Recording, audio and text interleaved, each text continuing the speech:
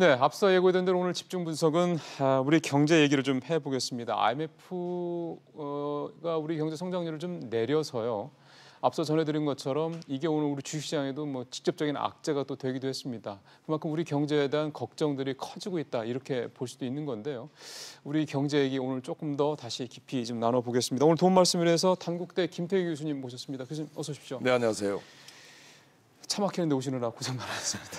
근데 참 IMF 사실 예상을 전혀 못했던 건 아닌데 생각했던 것보다 성장 전망치 내린 폭이 조금 뭐 왠지 좀 크다는 느낌이 드네요. IMF 거는. 그렇죠. 우선 폭도 크고요. 또 시기적으로 봐가지고 얼마 전까지만 하더라도 뭐 3% 이야기하다가 지금 내렸거든요. 그러니까 어떻게 보면 아주 이례적인 거죠.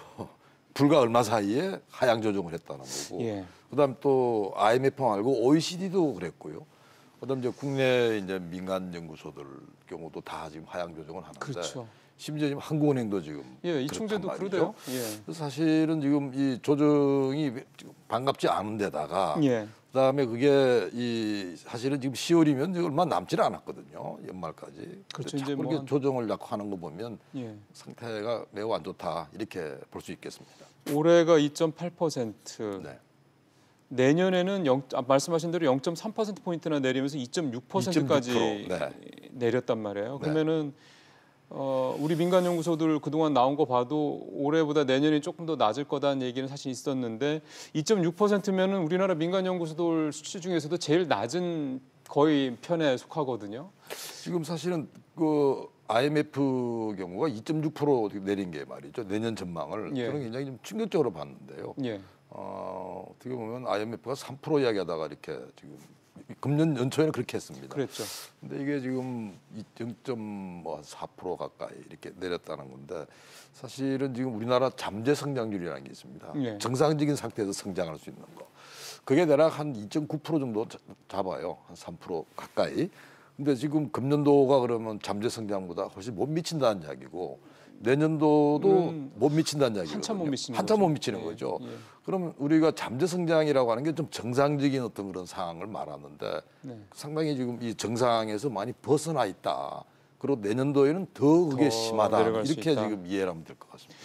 원인 분석을 좀 해봐야 되겠습니다. 뭐 사실은 우리 시청자분들께서도 최근에 뭐 지난 8월 산업활동 동향부터 시작을 해가지고 계속해서 뭐 관련된 내용 나올 때마다 가장 머리로 올라오는 그 포인트가 이제 투자 부진 얘기를 제일 먼저 끄집어내더라고요. 그래서 아마 시청자분들께서 이제 투자 때문에 그런가 보다 이해는 충분히 하실 거라는 생각이 좀 드는데 이 투자 문제와 관련해서는 좀 구조적인 문제를 좀 거론을 해야 되는 겁니까? 아니면 어떤 좀 일시적인 단기적인 뭐 이런 돌발적인 이런 식으로 해석을 해야 됩니까? 전 이렇게 봐요.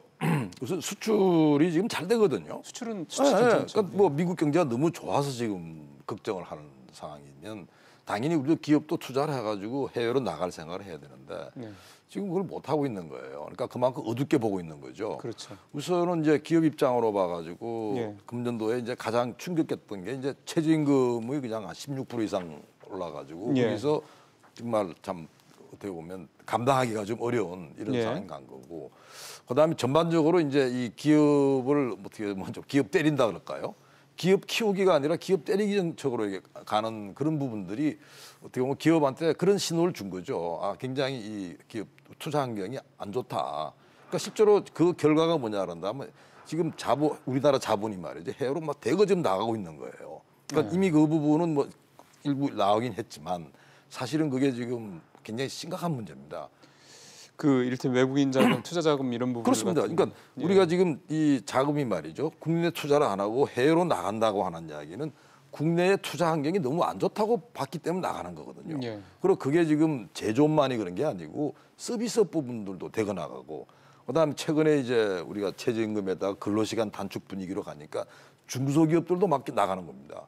그러니까 사실은 그 돈이 국내 투자를 해가지고 일자리 만들어야 될 돈들이 해외로 빠지고 있다는 이야기거든요.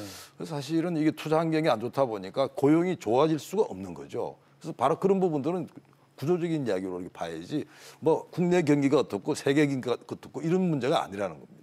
그 제조업 관련해서 특히 어쨌든 투자와 가장 밀접한 이제 그 업종이 제조업이라고 본다고 하면은 우리가 이제 기존의 그 경제 구조가 그러니까 우리가 돈을 벌던 그 주력 업종이 이제 네. 뭐 소위 말하는 뭐 차화정 이렇게 얘기를 하지 않습니까? 그렇습니다. 자동차, 예. 뭐 네. 화학, 네. 뭐 철강, 뭐 대를 이런 네. 쪽인데, 네. 그러니까 중무장대라고 네. 흔히 네. 얘기하는 쪽이잖아요. 근데 그쪽들이 지금 다 어렵죠. 어렵잖아요. 네. 그거에 대해서 이제 이게 그렇게 어려운 이유가 이를테면 좀 그 지난 전 정부들부터 네. 지난 15년 사이에 가장 중요한 네. 특히 이제 금융위기 이후를 얘기들을 많이 하더군요. 네. 네. 금융위기 이후에 이제 선진국들은 구조조정해서 새로운 먹거리 창출해서 나선 반면에 우리는 그 이후에 계속해서 지지부진하다 보니까 이제 와서 사양 산업들 뒤치다거리 하다가 결국은 이제 뭐 먹거리 떨어진 상황이 됐다 이런 지적들도 있어서 이 부분이 지금이라도 좀 뭔가 좀 공격적으로 당연히 해야 되는 거죠. 들어서. 그러니까 예를 들어 가지고 지금 한국 GM 처리하는 이런 부분 네. 경우도 투자자들한테 굉장히 실망이었을 겁니다. 사실은 이제 그런 어떻게 보면 굉장히 지금 경쟁력을 상실한 그렇죠. 그런데도 정부가 이게 지원을 하고 투자할 문제가 아니고 예. 이른바 새로운 산업에다가 그 지원이 돌아갔어야 되는 거죠. 예. 그러니까 이 자동차만 지금 그런 게 아니고 조선도 좀 마찬가지거든요. 사실 우리가 구조조정을 좀 놓치고 네. 그다음 구조조정 놓친 다음에 지금 하는 거는 뭐냐 그러면 뒤치다거리 하는데 정부가 다 재정을 넣기 때문에 그렇죠. 기업에 투자하는 사람들 그다음 일반 투자자들 입장에서는 결국 앞으로의 어떤 가치, 미래 가치를 보는 거 아닙니까? 예. 그 미래 가치가 있다고 보겠습니까? 당연히 그 투자 의욕이 없는 거죠. 그다음에 오늘 IMF가 얘기했던 거가 또 하나가 지금 말씀하셨던 투자하고 또 하나가 이제 네. 내수 네. 문제이고 또 KDI도 그렇게 얘기를 하대요. 네. 내수가 네. 부진해서 좀 이제 우리 경제 정체 상태에 네. 있다 이렇게 네. 뭐 말은 침체로 하고 싶었는데 그냥 표현이 너무 침체라고 하면 좀 그러니까 뭐 정체로 했는지는 무기가 모르겠습니다만 아니니까, 예, 좀 그런 면이 있겠죠. 네. 결국 이제 투자는 뭐 계속 네. 저희가 얘기를 해왔고 그 다음에 하나가 이제 결국은 수출은 꾸준히 되는데 네. 우리 경제 이제 양대 축인 이제 이 내수가 이렇게 시원찮으니 이제 뭐 걱정이 더 되고 우리 경제 계속해서 좀 네. 하향으로 좀 내려가는 수밖에 없는 그런 상황이 된다라는 건데 이 내수는 사실은 이제 쉽게 말하면은 쓸 돈이 별로 그렇죠. 내부적으로 없어서 그렇다라고 봐야 되는 거잖아요. 주머니 사정이 안 좋은 거죠. 우선은 고용이 제일 지금 그렇죠. 지표가 맞습니다. 악화된 게 제일 예. 큰 문제죠. 뭐 어떻게 보면 지금 고용 증가가 작년까지만 하더라도 한 30만 명씩 증가를 했는데 금년 돌아가지고 10만 명으로 줄다가 8월 달에는 3천 명도 안 됐거든요. 그렇죠. 9월 달은 뭐 마이너스 얘기까지 나왔으니까. 지금 그런 이야기까지 나와요. 그러니까 사실은 이제 그 이야기는 고용이 그 정도 격감했다고 하는 거는 뭐 돈이 들어오는 돈이 없는데 쓸 돈이 어디 있습니까? 지금 그런 부분들이고 그다음에 특히 이제 이 돈을 어떻게 보면 소비 성향이 좀 높은 분들 경우가 기본적으로 지금 뭐 이 일자리 문제 피해가 제일 많은 계층들이에요. 소비를 그러니까 좀 약간 저소득층이 소비 성향이 높죠. 바로 그겁니다. 예. 근데 바로 이제 그분들 경우가 타격이 큰 거예요. 특히 최저임금 영향이 큰 게 예를 들어 가지고 일자리 있던 게 없어지거나 예. 예를 들어 8시간 일하던 걸 6시간으로 줄여 가지고 실제로 들어오는 돈은 얼마 안 되는 거예요. 왜? 최저임금은 올랐지만 8시간 일이 6시간 줄어버리니까 그러니까 일 시간 자체가 주니까. 그렇죠. 그러니까 소득은 뭐 제자리 걸음이거나 오히려 좀 떨어지는 이런 부분들이고 그다음에 분위기가 그러니까 다 주머니에 이 돈을 안 내놔요. 그러니까 뭐 예를 들어 가지고 좀 식당부터 해가지고 그게 가장 이제 어떻게 보면 내수에 아주 첨예하게 움직이는 데인데 식당이 안 되는 거예요 지금. 그래서 이런 부분들이 기본적으로 우리가 이 내수 부분에 있어 가지고 고용 문제가 너무 지금 악화되기 때문에 사실은 뭐 수출이 그 정도 되면 내수도 좀 따라와 줘야 되는데 수출은 되는데 내수는 이렇게 내려간다고 하는 이야기는 결국 뭐겠습니까? 결국 내수의 고용이 그만큼 충격이 컸다 이렇게 볼 수 있겠죠. 그 쓸 돈이 주머니에 별로 없는 이유 중에 또 하나가 가계부채 얘기를 안 할 수가 없겠죠. 그렇습니다. 사실 이제 가계부채 문제는 이제 걱정하는 게 말이죠. 지금은 내년도 경우 아마 제가 볼 때 빠르면 금년 11월에 금리 올릴 거로 생각합니다. 한국은행이. 분위기는 그런 것 같습니다. 예. 지금 안 올릴 수가 없는 게요.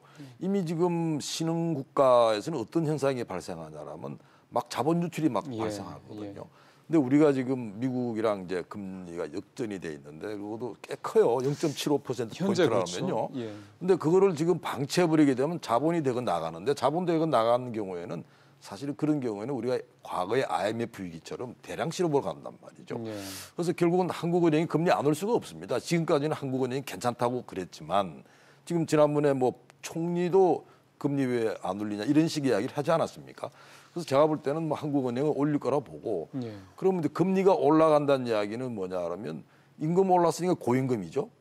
그다음에 금리가 올라가면 이제 고금리로 바뀌는 겁니다. 예. 당연히 이제 이 기업 입장에서는 임금, 금리 다 오른다 그러면 그만큼 투자할 만한 여력이 없고, 그다음에 이 일반 개인, 국민들도 마찬가지죠. 예. 가계부채 하나 놓고 본다 그러면 그만큼 자기가 상환의 부담이 커지는데 쉽게 말해서 쓸 돈이 없는 거예요. 왜? 갚아야 되니까. 예. 그래서 이런 부분들이 내년도에는 또 조금 가중되지 않을까. 그래서 가계부채 문제가 지금 현재는 뭐 어느 정도 우리가 지금 지탱해 왔는데 예. 자칫하게 되면 내년도에는 이게 본물 터진 듯이, 특히 가계부채보다 더 심각하게 보는 건 자영업의 부채라고 생각합니다. 예. 근데 그분들 경우는 금리도 사실 높은 금리를 많이 써요. 특히 제2금융권 이런 걸 쓰는데요. 시중은행보다 훨씬 높습니다. 그렇죠. 그리고 그쪽은 금리의 어떤 이 변동폭이 커요.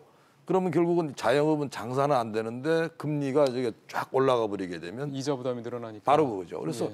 사실은 저는 개인적으로는 가계부채 이야기들을 많이 하시지만 그 앞전에 자영업 부채가 올 거고, 예. 자영업이 무너지는 경우에 자칫하게 되면 뭐 저축은행 등등의 어떤 문제들이 그렇죠. 연쇄적으로 부실화될 거라고 하는 걸, 그런 건 걱정하고 있습니다. 지금 이제 고용 얘기를 가장 우리 지금 내수에서 심각한 가장 중요하게 가장 네, 걱정스러운 그렇습니다. 문제라고 지적을 하셨기 때문에 네. 이제 한 가지 질문만 좀 더 네. 근본을 드린다면